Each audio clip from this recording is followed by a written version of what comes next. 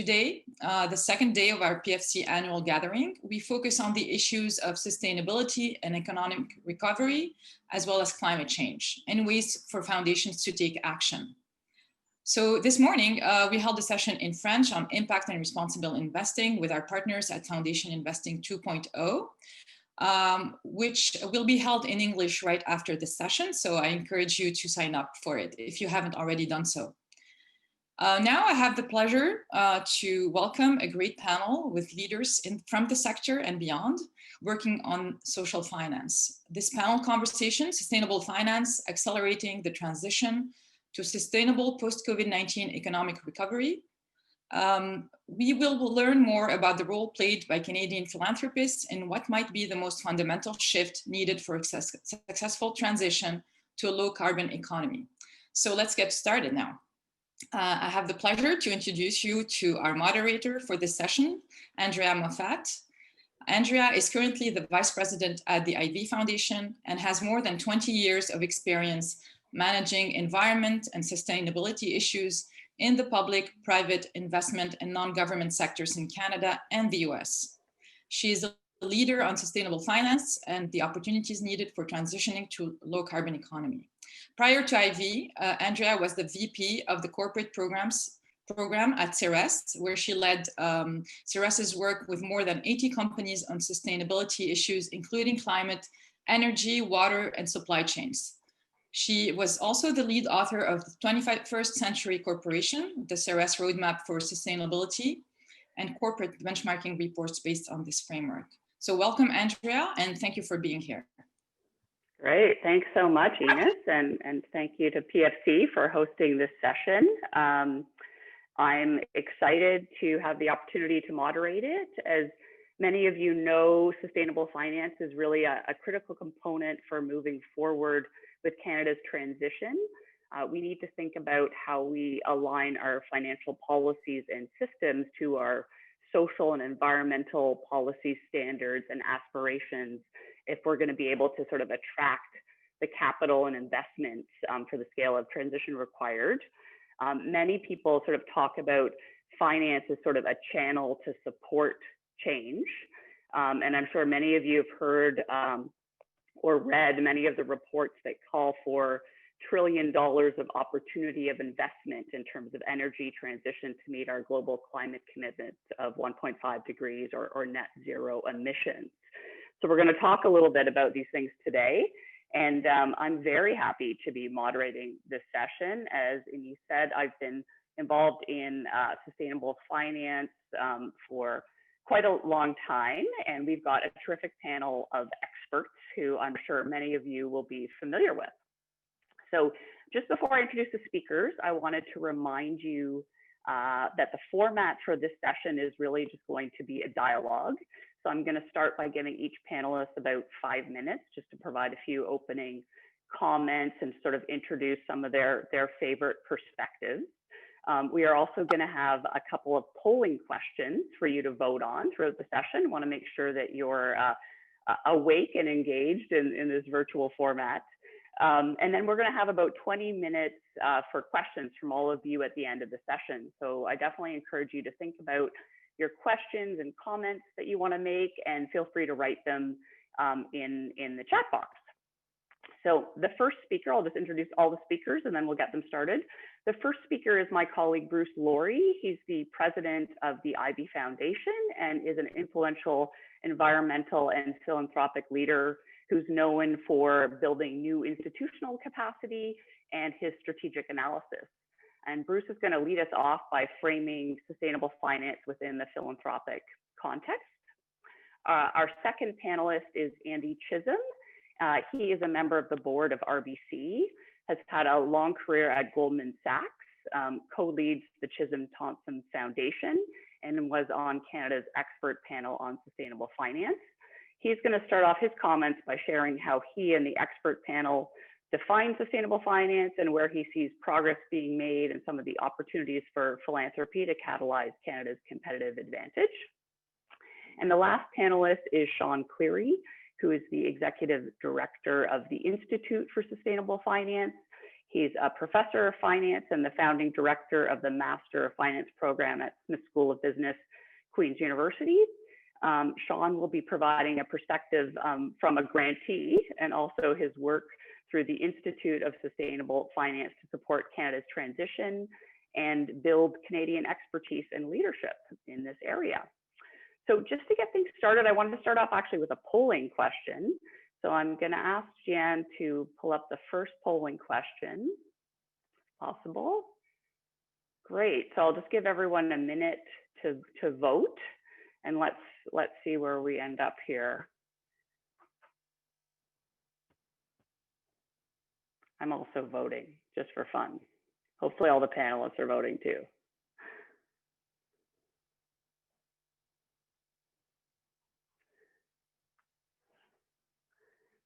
Okay, everyone got their votes in? How are we doing?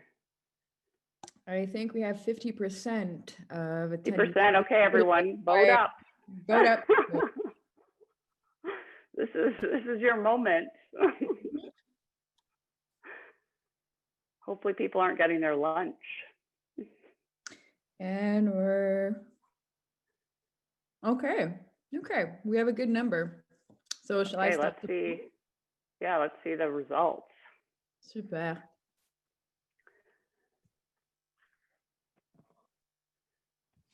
So we have a 30% of yes, 10% no, and 53% not sure.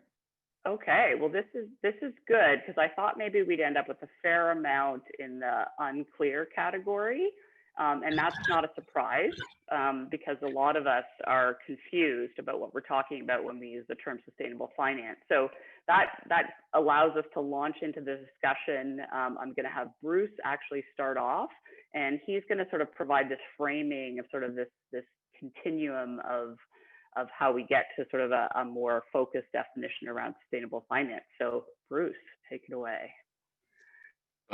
Great. Well, thank you so much, Andrea. A great way to set up this conversation.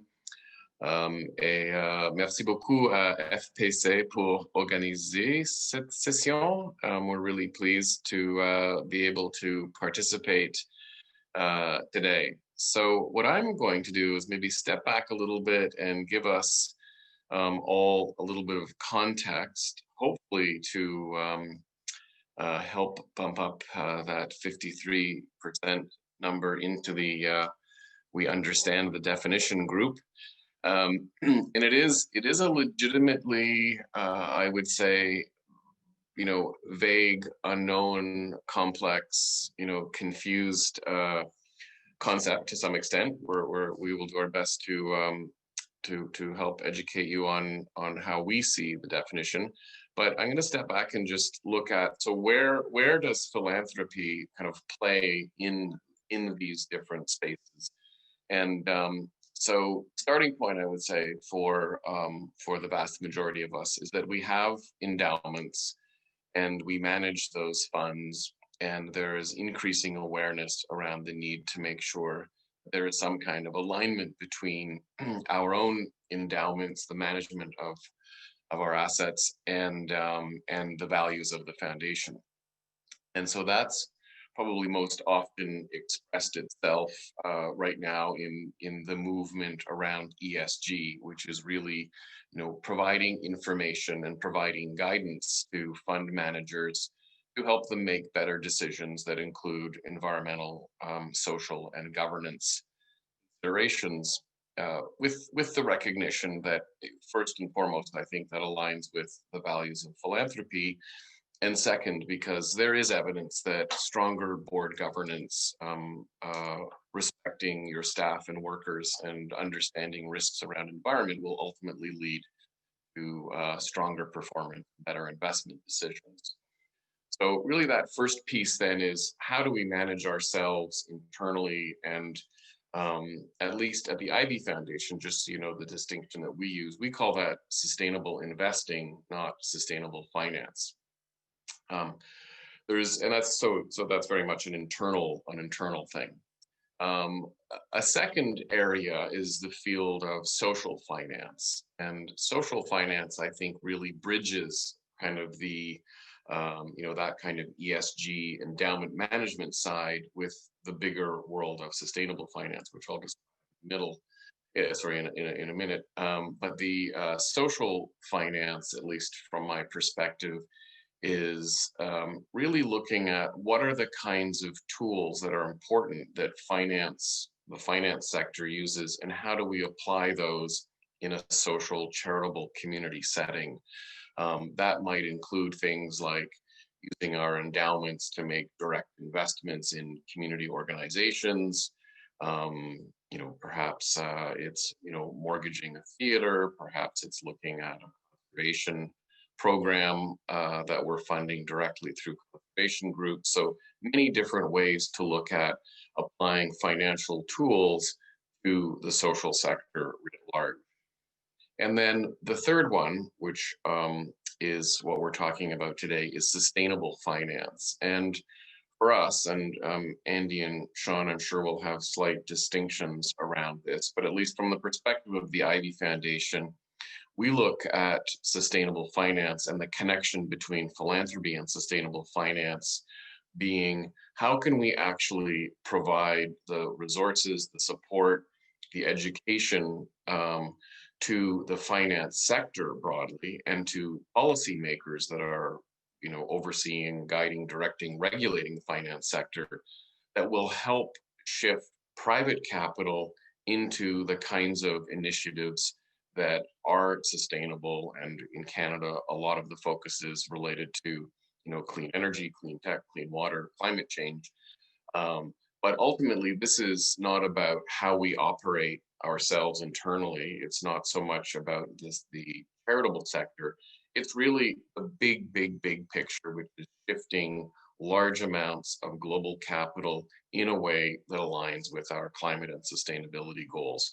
So that's, for us, I guess, if you look at, when I do visual presentations, I show little pictures of the planets. So you can have a little speck of dust, which is kind of the world of foundation endowments. You can have something the size of, the moon, that might be the world of social finance.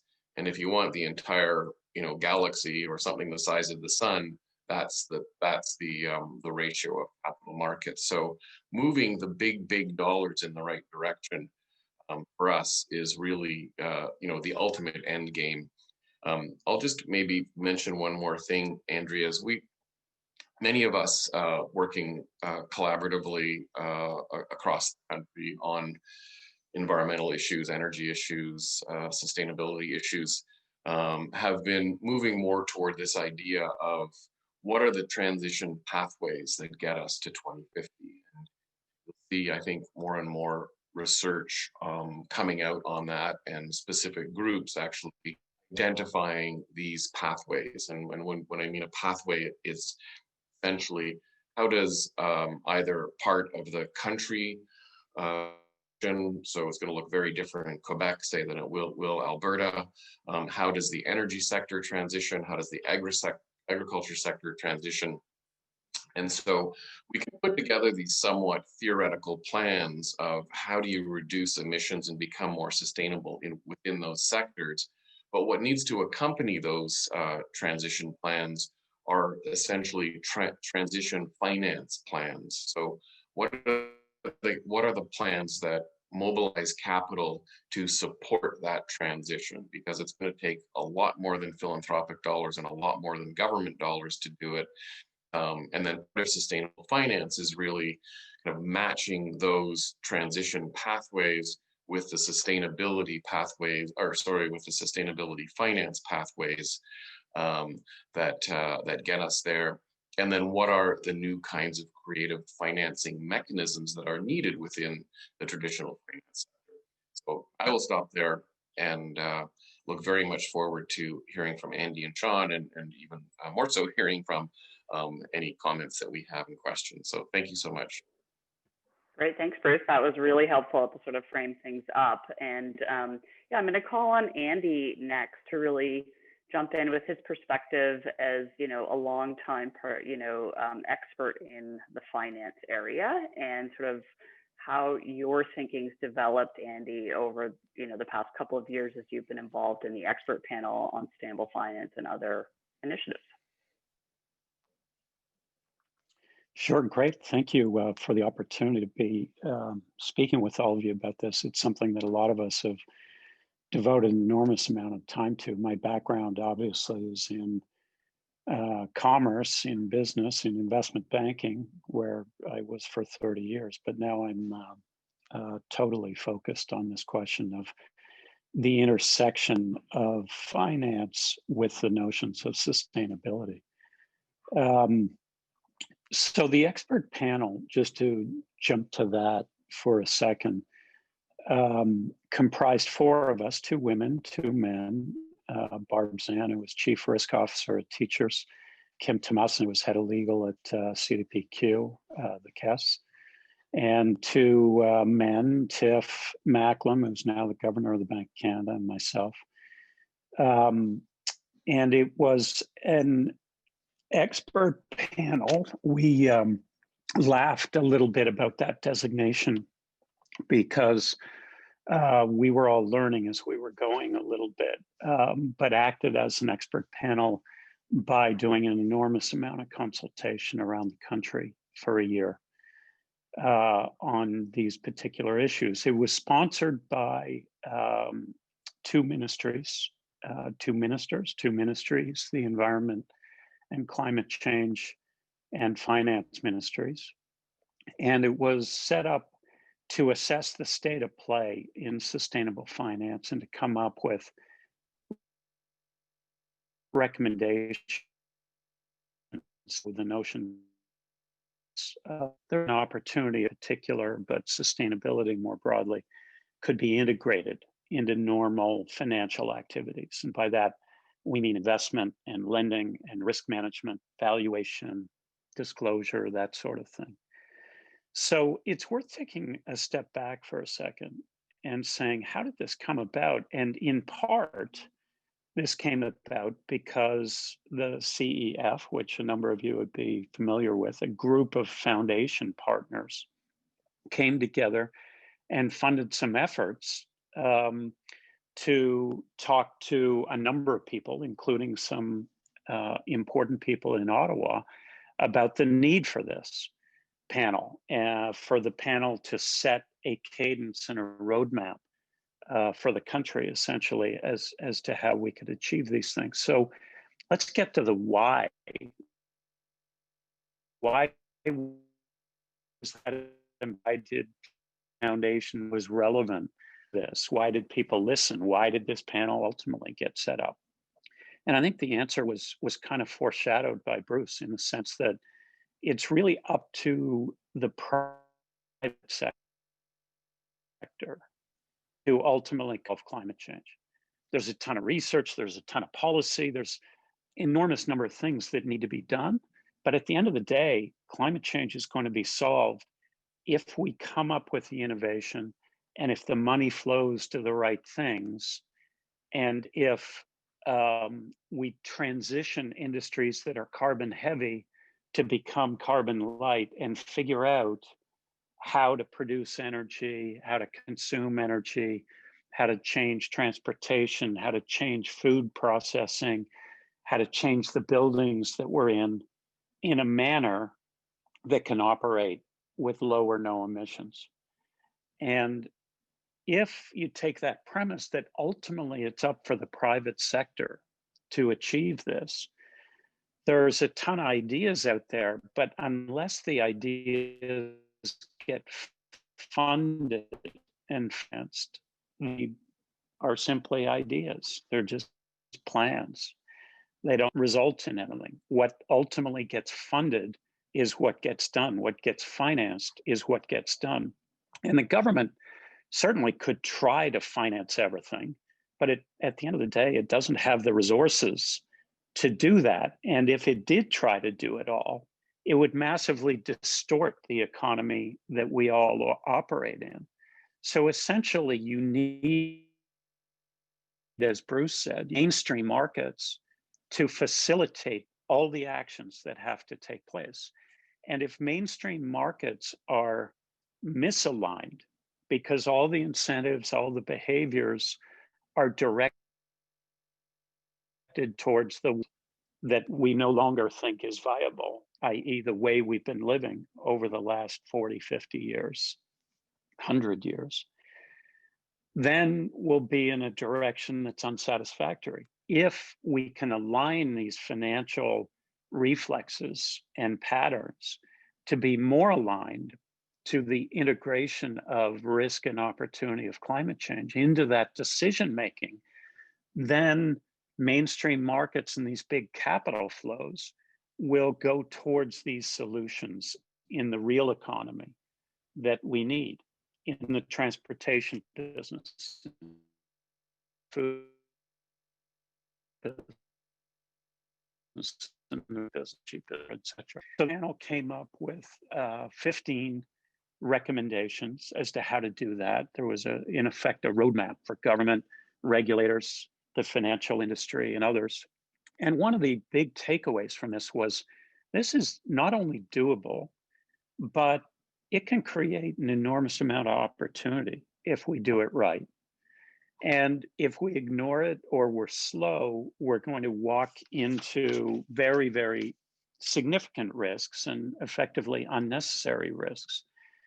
Let me just expand on that for a second. If you think for a second, what's our economy dependent on? It's heavily, heavily carbon intense, for better or worse. Oil, gas, resources, agriculture, transportation. We use and we just have more, our economy is more aligned with carbon intense practices. And this is at a time where the world under the Paris Agreement is moving very, very strongly towards low carbon, low emission. So if we're super carbon intense and the world says we want to move to low carbon, then we got some issues. And we've got two big choices in this respect. We can resist it, at which point we do not play our part in solving climate change. We watch our key economic pillars, the pillars of our economy, start to decline over the next years. We miss the boat with regard to capturing the benefit of innovation for ourselves. And we get dictated to by others. All the Europeans and others will write the rules that we'll have to live by, and we'll just have to suffer the consequences of that. The other choice that we have is to embrace all of this, to integrate these notions into our finance so that the real economy, so that business is able to integrate those decisions into their own practices. And if we achieve that, then we end up as Canada with an outsized role in combating climate change. We morph all of our big sectoral expertise in these industries I've mentioned to lead and ultimately be competitive in a world that demands low carbon intensity, low emissions intensity. We end up seeding a lot of innovation in Canada and capturing the benefits of that. And we end up with a seat at the table to help write these rules in terms of how things should operate go forward. So we thought it's a very, very clear choice. We created these 15 recommendations. I think there's been a lot of support and follow through on that. And it's very interesting to go back to the beginning and say the seed of this came from a group of foundations coming together and saying, can we somehow with a small amount of money drive some change and leverage our own thoughts here? Great, thanks, Andy. That sets us up really well to sort of get into some details when we get into the questions around some of, you've raised a lot of different issues, and so did Bruce. So I'm looking forward to that.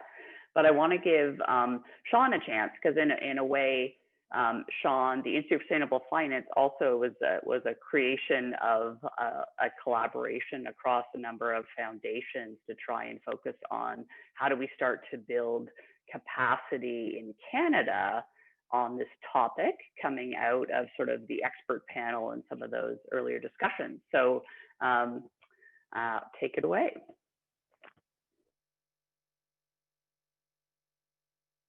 Oh, you're on mute, Sean. Yeah.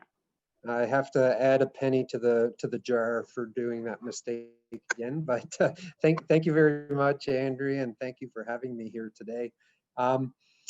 Interesting to hear Andy's comments, and I think it was no coincidence that the Institute for Sustainable Finance began its formation about the same time or shortly after the Canadian expert panel was convened. And coming out of a lack of research and guidance and capacity, and also education and the people that would use such research and capacity and just the mainstream components.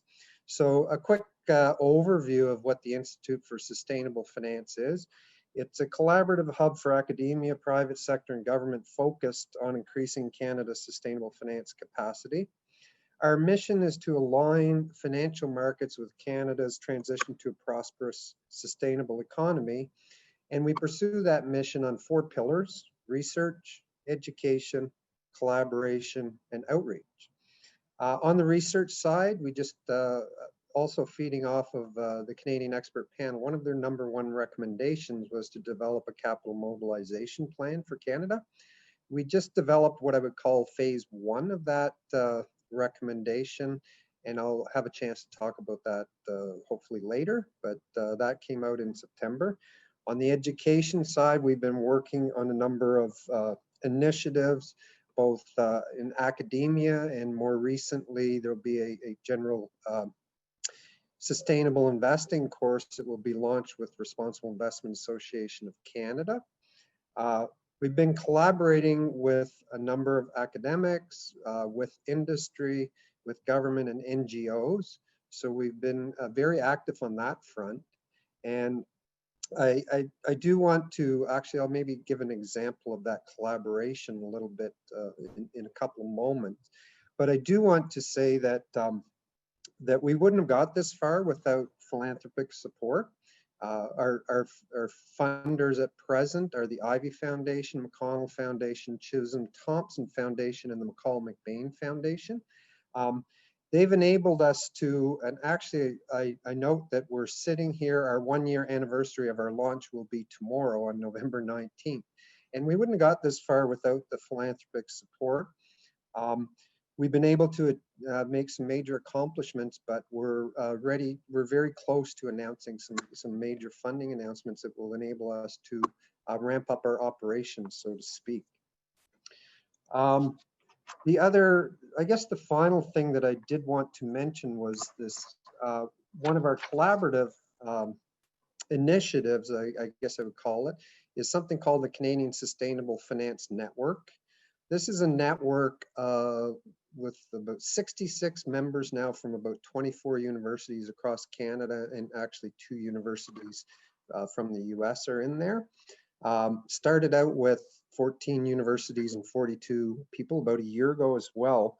We just hosted our most recent conference. We had Mark Carney as a keynote speaker and a high-profile academic, and Andrew Caroli, and it was very well attended.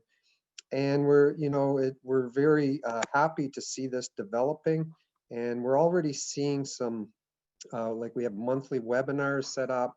We have recent grants from the Global Risk Institute, where 5 of the 6 recipients came from our Canadian Sustainable Finance Network. And that's an example of this collaborative issue. Also dealing with both research and education, where we think we're making some inroads. So I will kind of stop there. I think Andy and Bruce did a great job of setting up the broader sustainable finance issue, and I thought I'd tell you a little bit about the Institute for Sustainable Finance, what we're trying to do there, and also how important philanthropic support has been to us getting this far. So thank you, Andrea. Great, thanks, Sean. That's really helpful. So I want to start to dig into a few details, and you all know I have way too many questions for you. So I'm hoping that the participants are also going to think up of some that we can sort of get to. So keep thinking about your questions, everyone.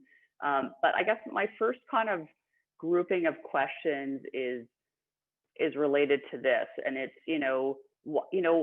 I've been working on sustainable finance in various capacities for about 20 years, but I've definitely noticed over the past 5 years, and in particular in Canada, probably over the last 2 years, it's really coming to the forefront, right? We're seeing it in the newspapers, references to it. There's all sorts of announcements in different formats, whether it be on the investment side, whether it be the infrastructure bank, whether it be things about climate disclosure, all of those types of things. So I wanted to start off to see if a couple of you could just provide a little bit of commentary on why you think it's coming to the forefront. And maybe I'll start with Bruce on why you think it's coming to the forefront now in this sort of timing. And then maybe Andy and Sean, you could comment on sort of provide just like a couple of more examples of sort of maybe what's happening in Canada or what's happening internationally that's helping to drive this agenda or some of the trends. So Bruce, I'll start with you on it. Why now? Yeah, thanks, Andrea. And part of my why now was actually going to be related to what's going on internationally. I think a bunch of things. I think the public, I think, has turned the corner on understanding climate change as a serious issue. And I think that is a combination of people seeing things firsthand, floods, hurricanes, fires in the West. So I think that's part of it. I think that over quite a few years, people have been working behind the scenes with the finance sector to figure out where to move. And then probably the biggest thing was the task force for climate-related financial disclosure that Mark Carney led, and the work out of that I think basically moved it from, even within the financial sector, it was kind of fringe financial people that were leading this. And I think what we're now seeing is that recognition. And actually, maybe I'll add one more thing, is this idea that Andy touched on, that people are starting to recognize that this is material risk to businesses, and it is material risk to the future competitiveness of Canada. So this is no longer just a nice to do environmental project, something that is critical to the future of our country and our economy. So those would be, and that combination, I would say, has really pushed us where we are today. Okay, great. Thanks, Bruce. Andy or Sean, preferences on who wants to jump in next? Andy? Well, I might add a couple of things to be more blunt than Bruce, less diplomatic perhaps. I think the reality is that all this time the clock's been ticking. Every time the scientists do their work, they find out that they underestimated previously the trajectory and the potential risk, and we're just not getting it done. We're just not taking enough steps. We're off track. And as a result of all of that, regulators are starting to get focused, like central bank regulators and so on, which drives a lot of behavior ultimately. But there's a couple other aspects. I think geopolitically, people are starting to realize that countries are staking out territory, and China would be a great example of this, where on the one hand, yes, they're still putting into commission new coal-fired power plants, but at the same time, their aim, and they're well on track for this, is to dominate the electric vehicle market, to dominate the battery storage market, to dominate the electrical transmission market, and so on and so forth, all the way through the chain. And so they're thinking forward and saying, this is one of the biggest gifts that we've been given. Far from it being a massive burden for us, this is one of the biggest gifts we've been given, because all of a sudden we can get 25 or 50% of the automobile market, of the electricity generation market, of other types of activities. And if you add that to the strategic approach that the EU is taking, and others like the UK are taking, then you start to realize that there is a big commercial geopolitical game that will be taking place as to who ultimately benefits from this transition, and hence my comments at the very beginning. Finally, I guess I'd say people are starting to realize that by investing in this type of manner, that it ends up benefiting you. You end up as a better investor. You end up making better decisions, and the returns, not just the social returns, the economic returns are as good or better than ignoring these things. And I think the big swing factor now that it's clear that Biden is going to run the country in the US, I think there will personally, I think it will lead to an enormous shift of focus. We maybe can talk about that a little bit later. And when you get that kind of throw weight that had been in the resistance camp and is moving to the embrace camp, I think a lot of other stuff starts to happen. Okay, thanks, Andy. Sean, do you want to weigh in, or are you good if we move on? Do you want to weigh in? I think they both articulated the things that I would mention.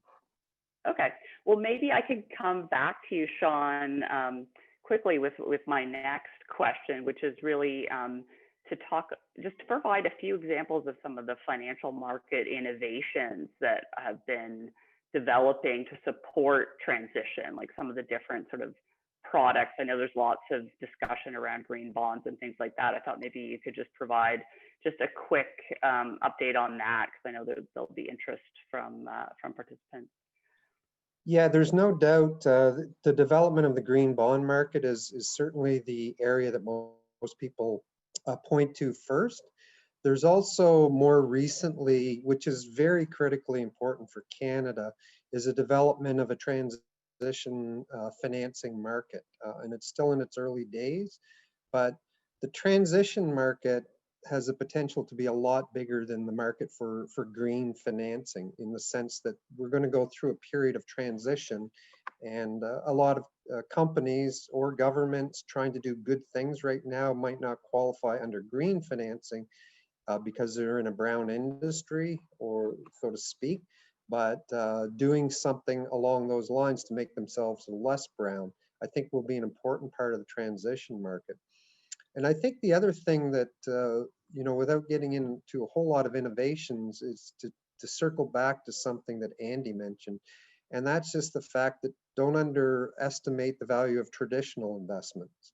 And the fact that now the money tends to be going in this direction, or being viewed, the investments and the risk management being viewed under a sustainable lens, is very important and very significant, because we're talking trillions and trillions of dollars. Great, thanks, Sean. That's really helpful. And there is some questions coming through in the chat. One is around the lack of diversity of this panel, which is a very good point. And I'll just say that it doesn't sort of reflect the diversity of expertise on these types of issues. It's just in terms of how we were able to pull together this panel. So we recognize that's an important issue. So I want to get into this transition side and the sort of competitiveness in the Canadian context in a little bit more granularity. And Andy, I've always appreciated it when you've talked about your perspective on this idea of how do we go from carbon heavy to carbon light, I think is how you mentioned it earlier today.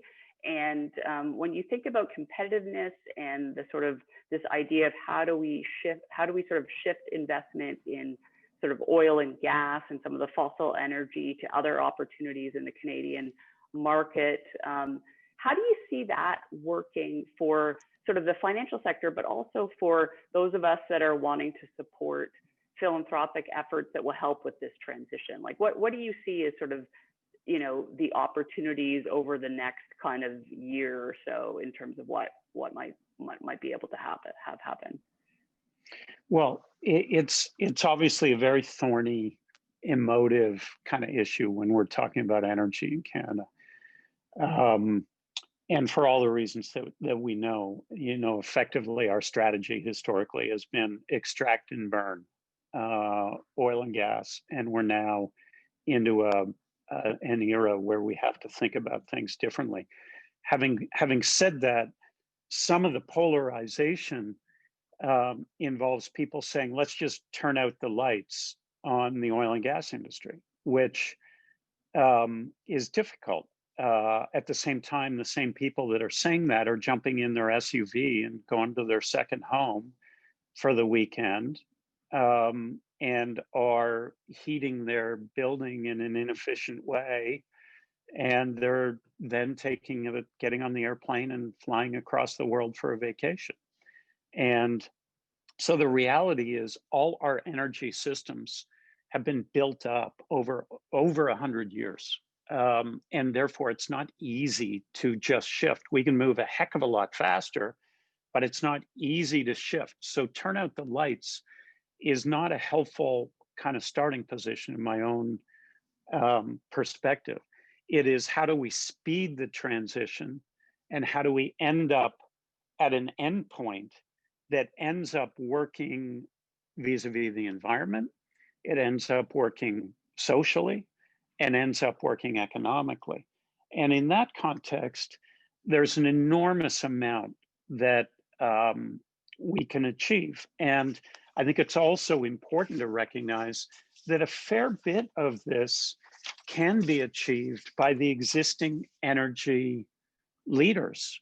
In other words, it's not just they know how to make oil and gas, but they know the chemistry, and they know the physics, and they know distribution, and they know manufacturing, and so on and so forth. So when it comes to some of these big solutions, carbon capture, carbon reuse, carbon storage, hydrogen,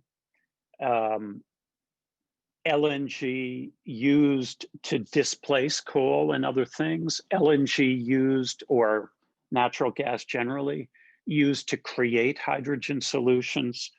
A lot of these things are ones that the energy industry, if it is acting fast and hard and in an enlightened manner, can help us achieve. So therefore, I think there's got to be a very strong acknowledgement everywhere that things have changed.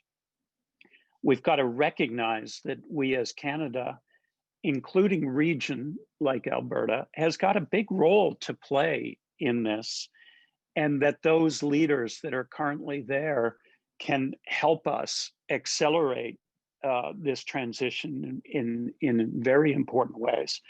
And that there can be tremendous opportunities that ultimately come out of this.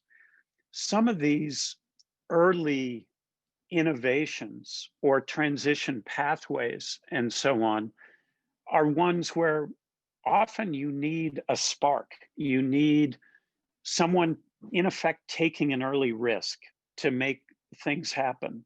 And so there's a lot of initiatives taking place in these areas, like transportation, in hydrogen, in carbon capture, in other things, where either investment dollars or granting dollars or concessionary finance for something that's got a big risk profile right now, or research, can be very valuable. And Bruce perhaps can talk a bit about the Transition Accelerator and the fact that a combination of some universities, including Calgary and Ottawa, coming together with some industry participants, are creating a pathway to utilize hydrogen in long distance transport.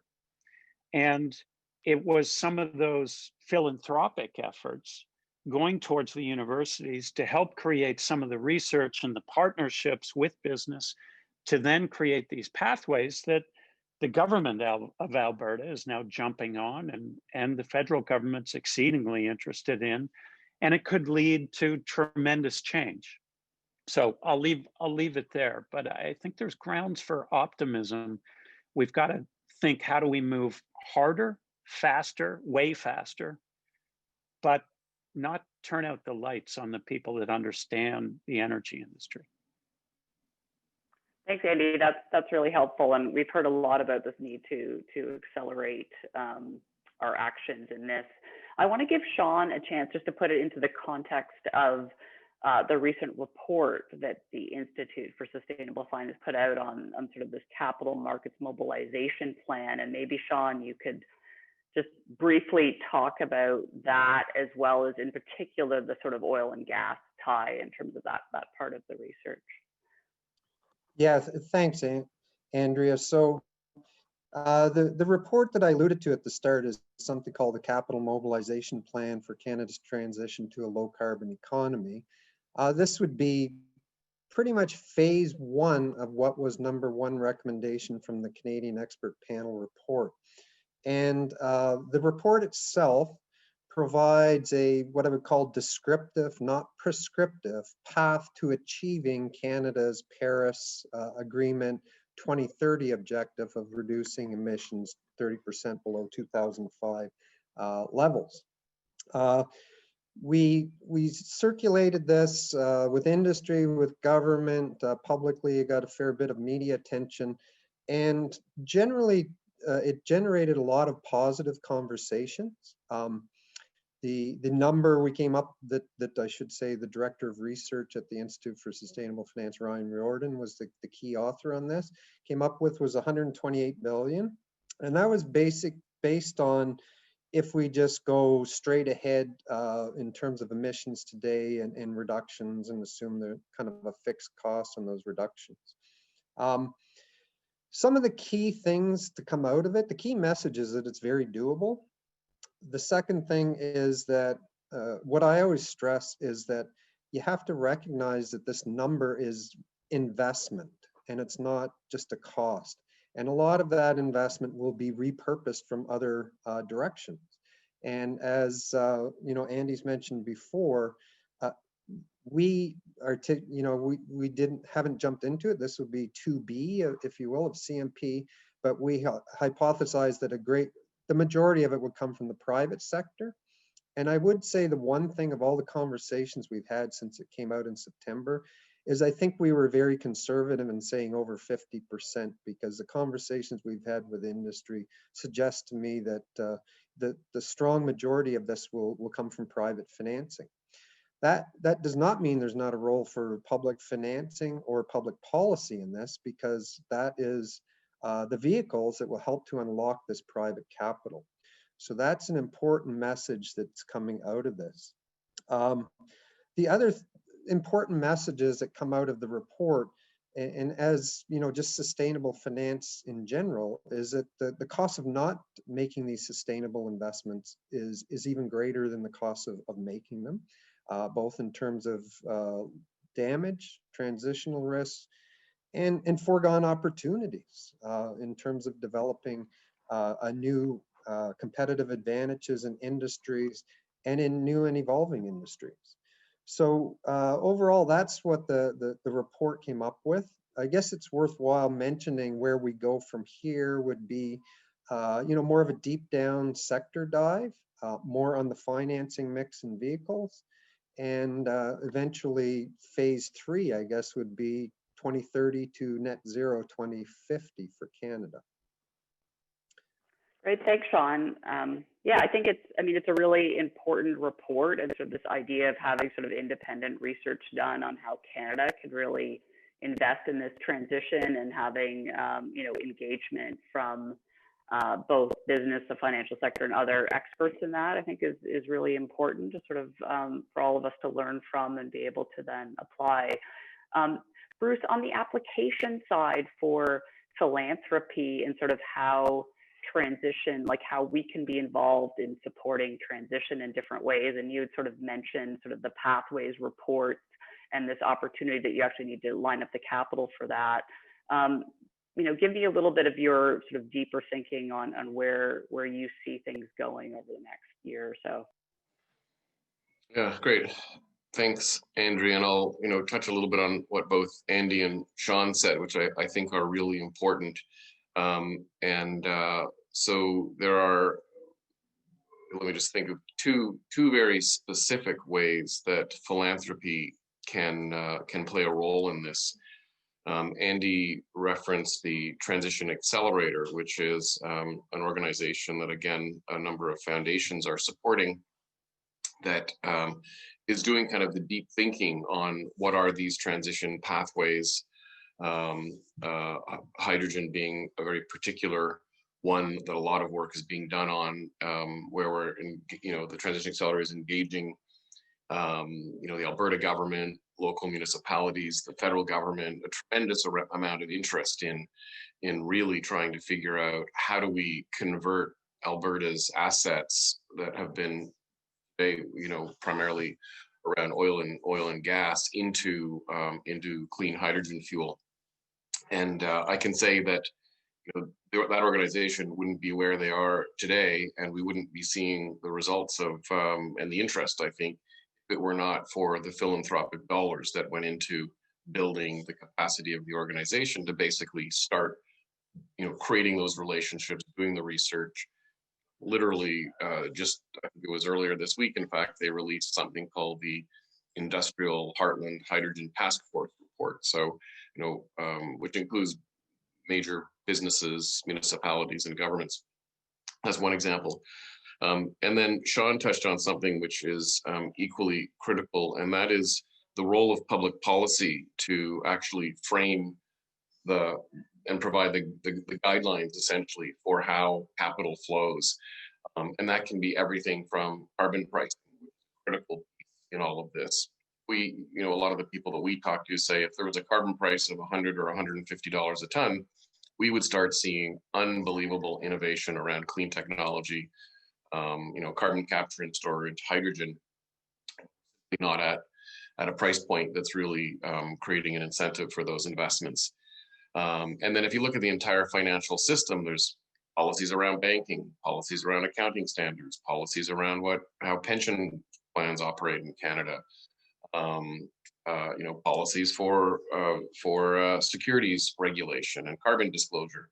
So most of that kind of work can be supported. Doing the thinking, like it's the hard grunt work, like any kind of work to build, even a social movement. It's getting people together in rooms to have conversations and better understand what this means, what the implications are, and how to design something that will ultimately be supported by the people who need to use the tools and who work within those sectors. So I find that Canadian philanthropy has been, frankly, a little bit slow on a lot of this compared to what we're seeing in the UK, Europe, and the United States. In the same way, frankly, that our finance sector has been a little slow. And I think that's partly because of the of the politics and this kind of the embeddedness of the kind of polarization and conflict that makes people a little wary of wanting to weigh in on this. But I think now we're starting to see tremendous movement with senior leaders in government, in industry, in some of the provinces, and I would say now we have opportunities, and the Institute for Sustainable Finance, obviously for us is a new piece of institutional capacity that is really going to help Canada, I think, in a good position going forward. Great, thanks, Bruce. We're going to actually move to our second polling question, and while we do that, I just loved your comments about the need to focus on the geeky grunt work related to different types of policies and standards and things, because it's true, those are some of the things that will end up with the longest term sort of systemic changes, but they're not that sexy, they're fairly technical, and it's often in a space where, as part of philanthropy, we're sort of uncomfortable because we're used to sort of dealing more on sort of environment or on the specific social issues or policies. So it's sort of a new area for us. So it is tricky. So I appreciate you raising that. So Jeanne, let's see if we can get the second polling question going. Here we go. Can everybody see it? I can see it. Great. Thank you.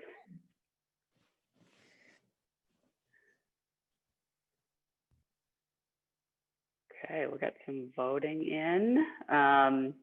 This is just really to check on the participants. You all have to pay attention so you can vote. So the question is, Canada is well positioned to attract investment in transitioning to a low carbon sustainable economy? Yes, no, not sure.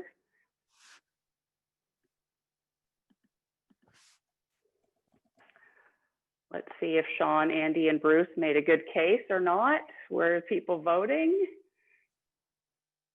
Yep, people are voting. We're currently, okay, 10 seconds left. Okay, let's see.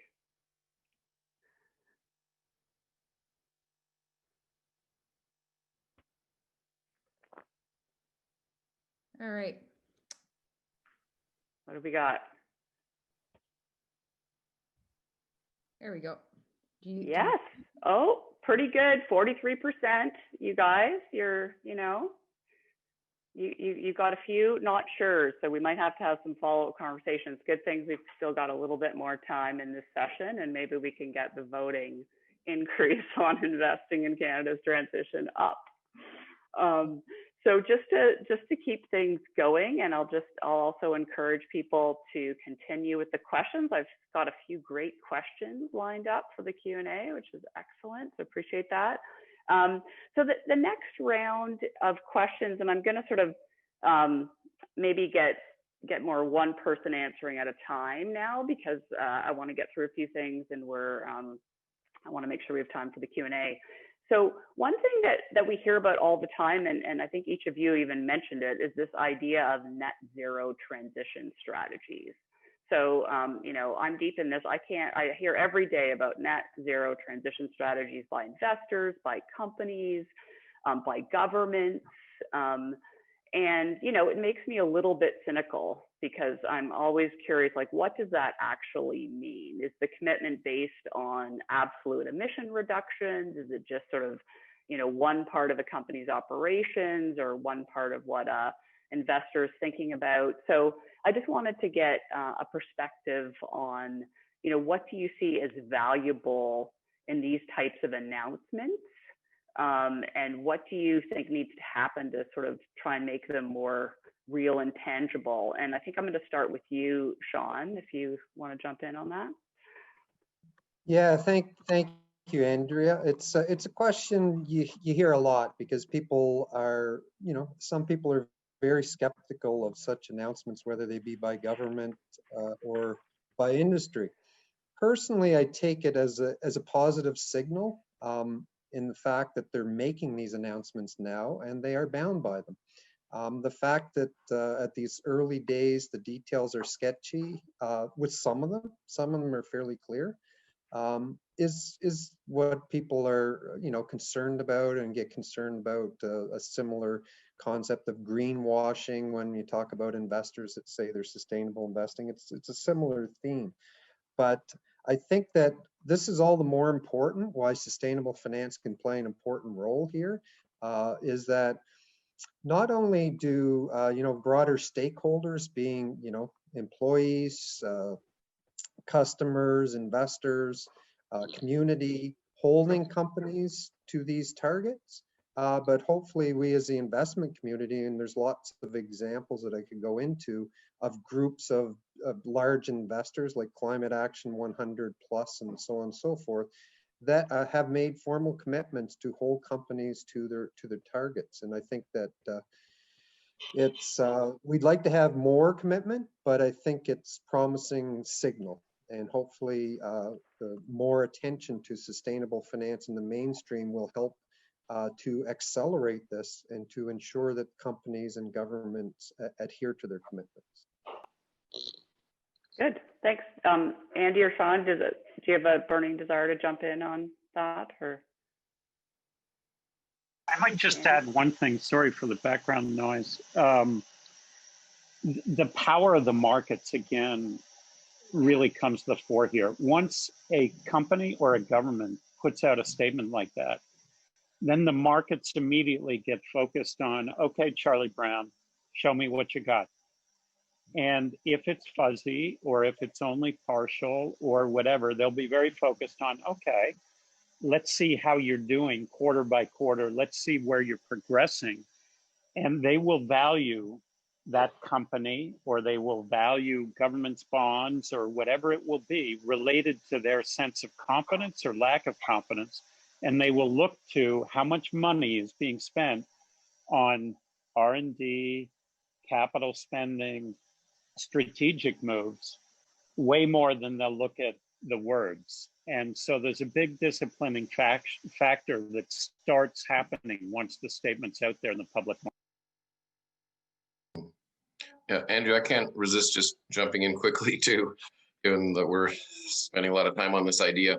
I think a simple thing is the fact that net zero is not being disputed by anybody means we have a common ground for a conversation. So we've got big oil companies committing to net zero. We've got banks, we've got cities, we've got US states, we've got European countries, we've got the federal government. And the fact that we're likely to see this week our federal government announcing a regulated plan to get us to net zero means that this is something that we need to really take seriously, while also having a little bit of skepticism that if everyone thinks it's a good idea, then something's got to be wrong. Okay, that's great. Thanks. Thanks, Bruce.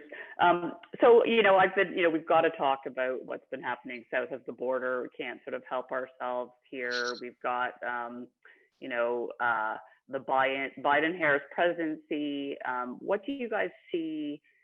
How could that impact Canada's transition, and what's the sort of role of sustainable finance and sort of our financial policies in that context? And Andy, I feel like you're leaning forward, so do you want to go first? Yeah, again, sorry for the background noise. I think it's important to recognize the US is already ahead of their targets. We're behind. The US is ahead. The US has also got an enormous amount of money focused on innovation in this space and capturing these economic opportunities.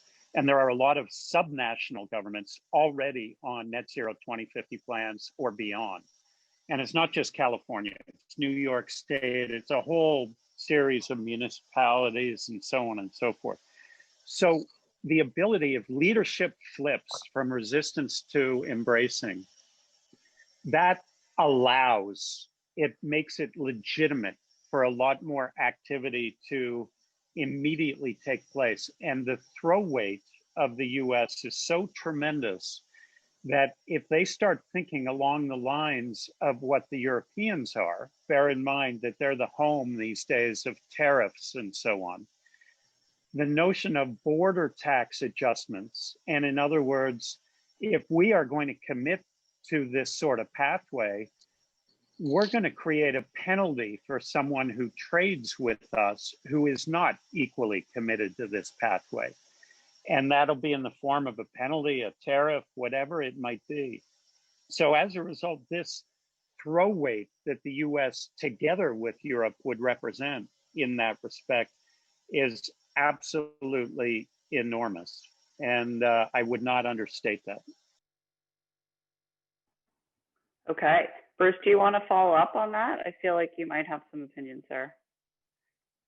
No, I agree with Andy. I think it's, I think there is a slight sense of misunderstanding in Canada at the extent to which the US has been moving ahead despite Trump being in power. So I think it's a little bit of a, we better look out. They're committing $2 trillion to this going forward, and that's going to kind of blow a lot of what we're thinking out of the water. Yeah. Okay.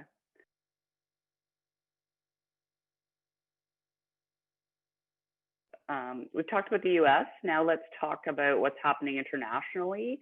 We know that, COP26 was supposed to happen last week, I think, and has now been rescheduled for November 2021. And so I want to get a sense of what you think the opportunity is for Canada in terms of sustainable finance by then. Where will we have some progress? What challenges do you anticipate us needing to overcome? Because those challenges might be areas where philanthropy could be helpful in terms of catalyzing action or different perspectives. Sean, do you want to start out with that? Yeah, thank you, Andrea. It's there's challenges on several fronts. One of them, Andy alluded to earlier, is that our heavy resource dependency. But on the flip side, we have unique strengths in Canada. For example, the strength of our financial institutions and our financial system provides us opportunities. So I think we need to keep going in the right direction, but we need to start going faster in the right direction. And I think both Andy and Bruce's comments with respect to the US highlight the fact that we need to, move this a little faster along to risk falling behind. Some key areas, I alluded to policy clarity before, is one of the things.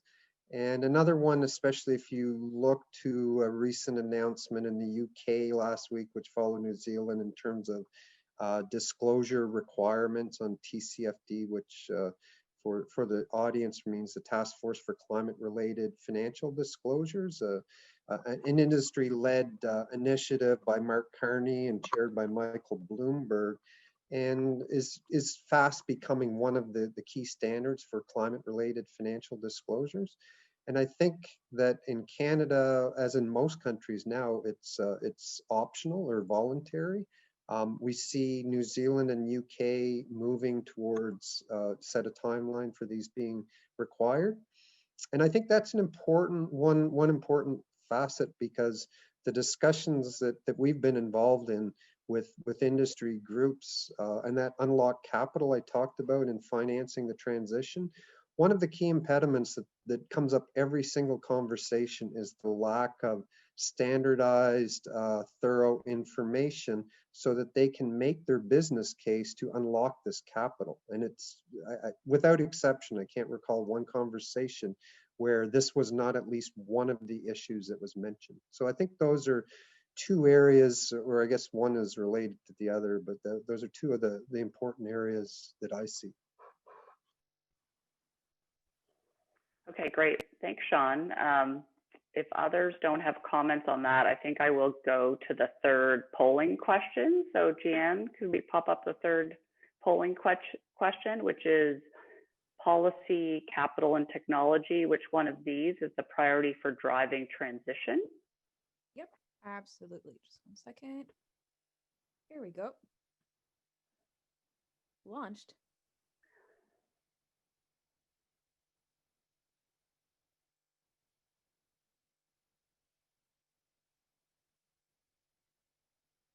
Okay, we'll let everyone vote. And then I will admit it's sort of an unfair question. So, but it's kind of fun to force everyone to select. But it was meant to be unfair, just so you know, just to make sure you're all still, paying attention here to our panelists. So, yeah. All right, I'll also encourage people to ask some questions, because once we get the polling results, what I'm gonna propose that we do is I actually have been collecting a few questions from the chat, which is great.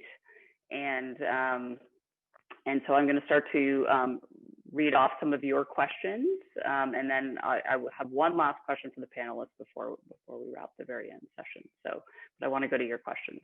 How are we doing, Jeanne, on the voting? There we go. I'm sharing them to the screen. Policy, okay. All right. We've got a couple of people going for capital. That's good to see, but we've got a policy crowd here. That's great. Yeah, So, I love that no one said technology. Yeah, probably many people wanted to say all three, but we didn't allow that selection. So it was a bad polling question, sort of on purpose. Okay, well, I want to go to some of your questions, and if people would like to actually ask your question aloud, you can use the raise your hand function on the participant list. But maybe while that gets going, and also encourage people to maybe go off You know, you can go onto video if you wanna, if you're comfortable with that, so we can actually see you, or not. It's up to you, but you have that option, I think. So one of the first questions I had actually was from Helen Dufresne, and that's really asking about the role of foundations as shareholders, and whether we have a role in asking companies to have measurable sustainability plans, and to sort of be able to vote on those as part of our proxy voting or engagement. I'm not sure, Sean, you had sort of mentioned that in some of your remarks. Do you want to comment on that, or you're on mute? Yeah, sorry about that. Yeah, so I think it's, you know, I look at from our perspective, it's been very important for us getting up. But as from the perspective of a shareholder, I think that, you know, in recognizing that many foundations have investments, I think you have a voice, and an important voice. And a lot of these changes that we're seeing are coming from, and I think earlier on about, you know, what's happening, the question was, and I think a lot of those changes have been initiated from shareholders, investors, and customers.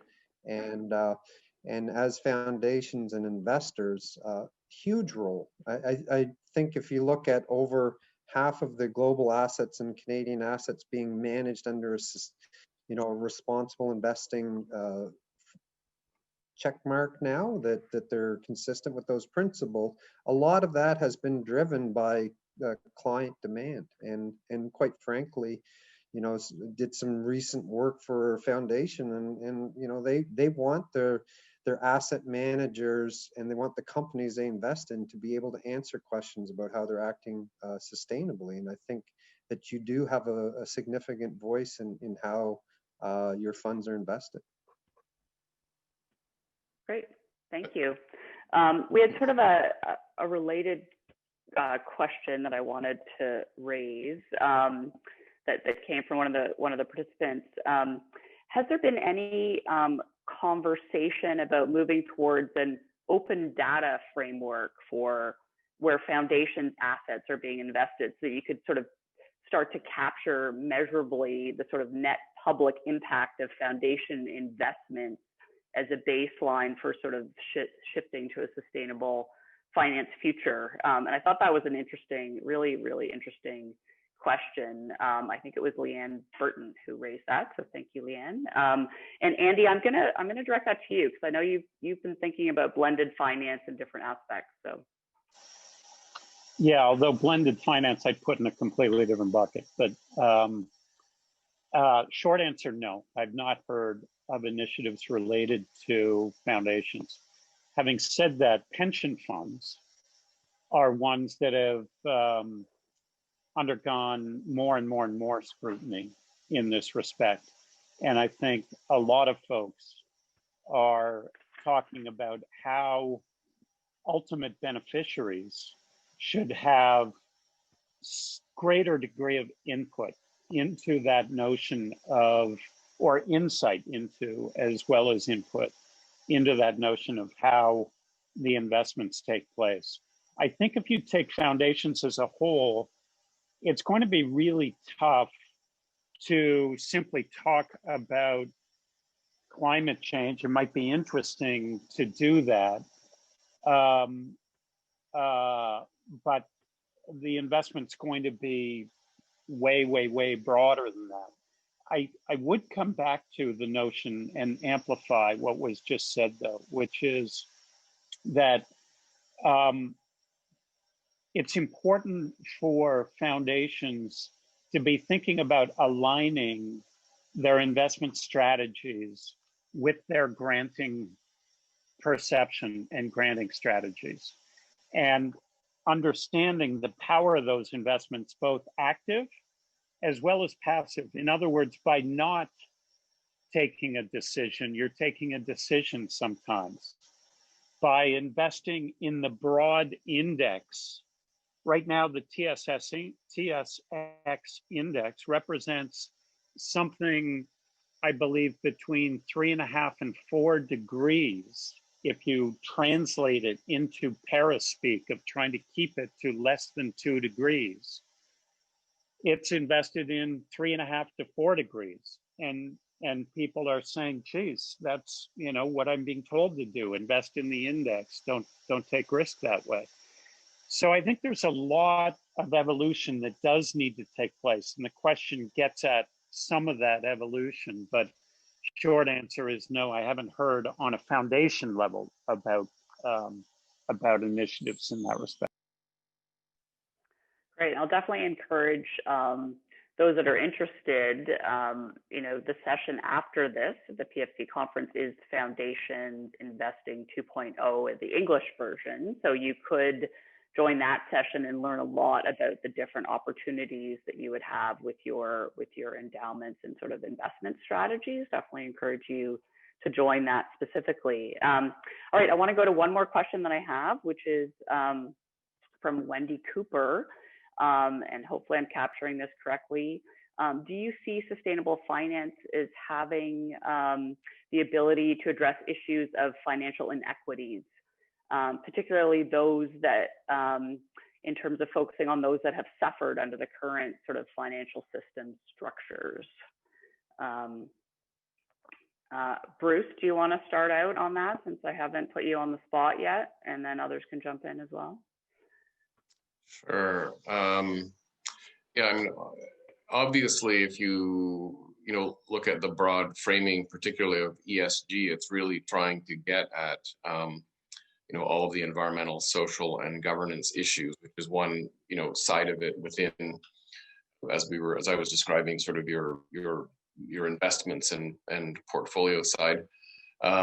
Sustainable finance, theoretically is looking at that. I think where much of the sustainable finance kind of conversation has gone is really around climate and investments in infrastructure, technology, energy systems. So it's frankly it's become quite a technical conversation in many ways. I think at the same time, there is a recognition that in order for all of that to work, and I'll go back to some of the work of the Transition Accelerator, I mean, in order for these transition pathways to succeed, they need to be able to succeed within a framework that addresses equity and diversity in ways that it hasn't so much in the past. So I think that's important, Wendy. I would say it's certainly an area where more work and more I think more thought needs to be into it, and that's actually another great area where there's a role for philanthropy to support kind of thinking and bringing more diverse voices to the table.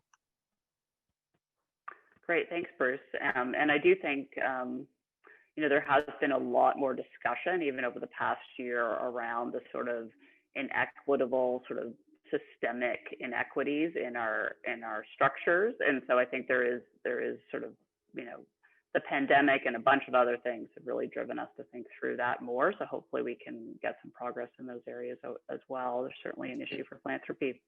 Yeah, okay, maybe just specifically, specifically, like we've been working very closely with big five banks on this, and they do not see a separation between these issues. I mean, they are at the same time as dealing with sustainability, climate risk, also dealing not only with their internal issues around diversity and equity, but trying to better understand how they interact in the community as major investors, major lenders, and major actors in the country. And from my vantage point on the board of one of the banks, I can strongly endorse what Bruce just said. There is very, very, very strong focus on these things in isolation and in aggregate, in totality, altogether as a notion of sustainable practices. Okay, so I want to give each of you a chance to just provide a sort of a last round of comments. We've got about 10 minutes left. I haven't seen any other questions come in or hands raised, but I'm still keeping my eye open. But in the meantime, you know, we've sort of covered the gamut here of sort of what is sustainable finance, what are some of the different sort of products that are coming out, what are some of the sort of policy and system changes, how does it fit with this idea of transition to a more sustainable economy in Canada and some of the sort of sectors that can be involved in that. So it's quite a sort of complex conversation we've had. And I wanted to push each of you around, you know, this role of philanthropy and, you know, what can philanthropy do to actually support sustainable finance in Canada? Can each of you provide, you know, kind of a couple of key priorities that all the participants could look at or examine and see if it would fit within sort of their strategic directions that they might want to take with their foundations, whether it be on the social side, environment side, or other? Are there things that you can share, sort of, you know, specific ideas that will move people forward? And I'm gonna, you know, put more Andy and Bruce on the spot since they are in the philanthropic space. But Sean, feel free to jump in if you're comfortable in that as well. So. If I might jump in with one, because I assume that Andy and Bruce will have more to say on the issue.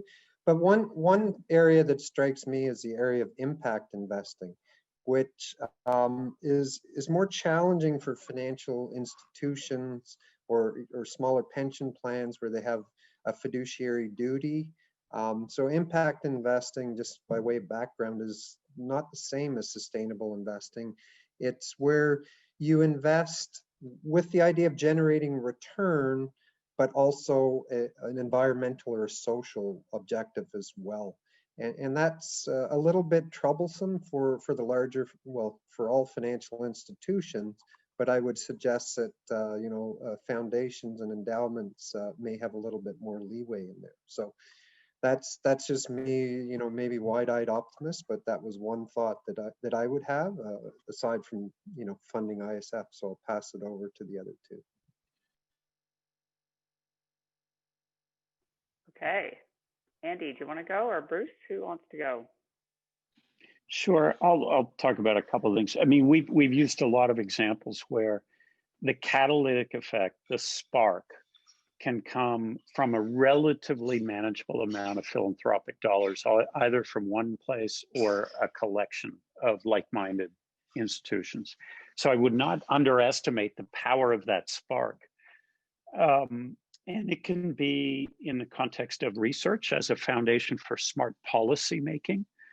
It can be in an area like work to come together, tying it to one of the just previous questions about shareholder engagement, bringing together the notion of Climate Action 100 in Canada.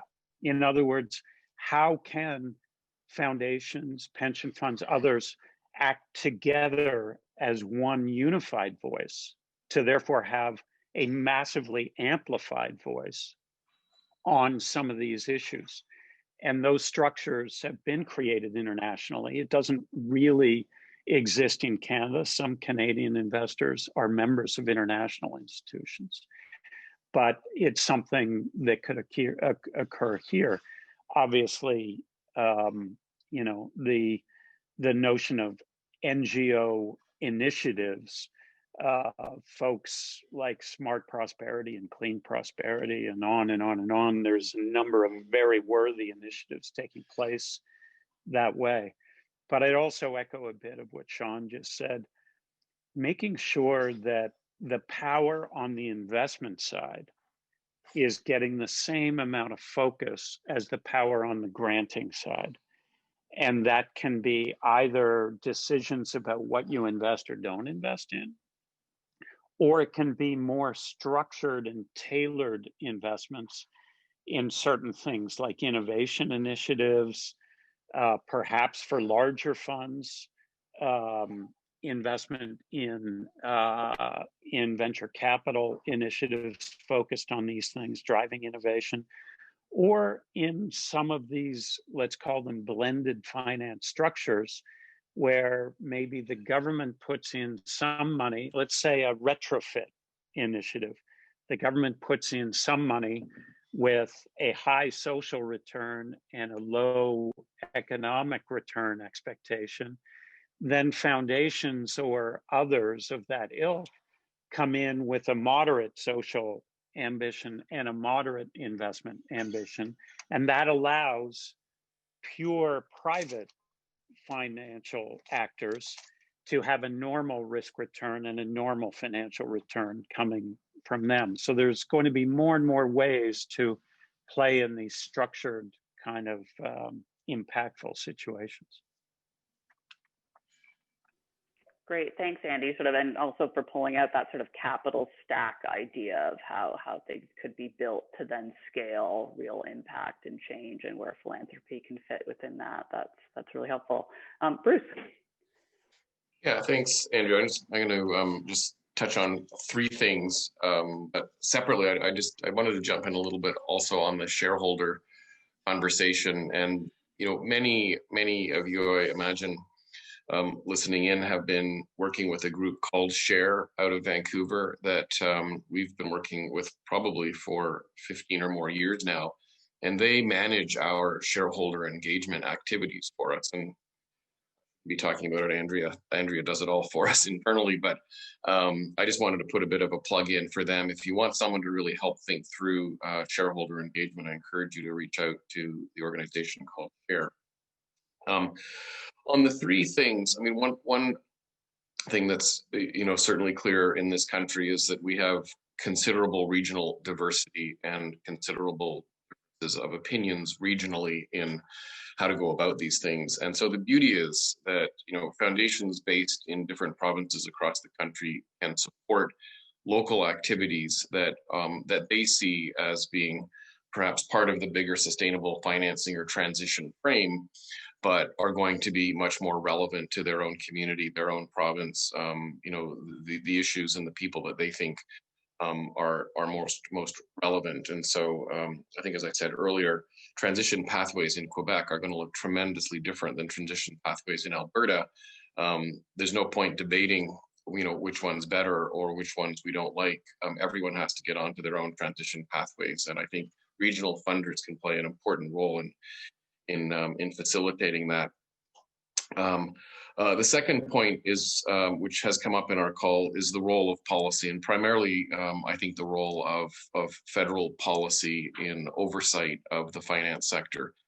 And as I said, this is an area that people are often reluctant to weigh in on, but for those foundations that have the interest in supporting policy, there's a lot of opportunity.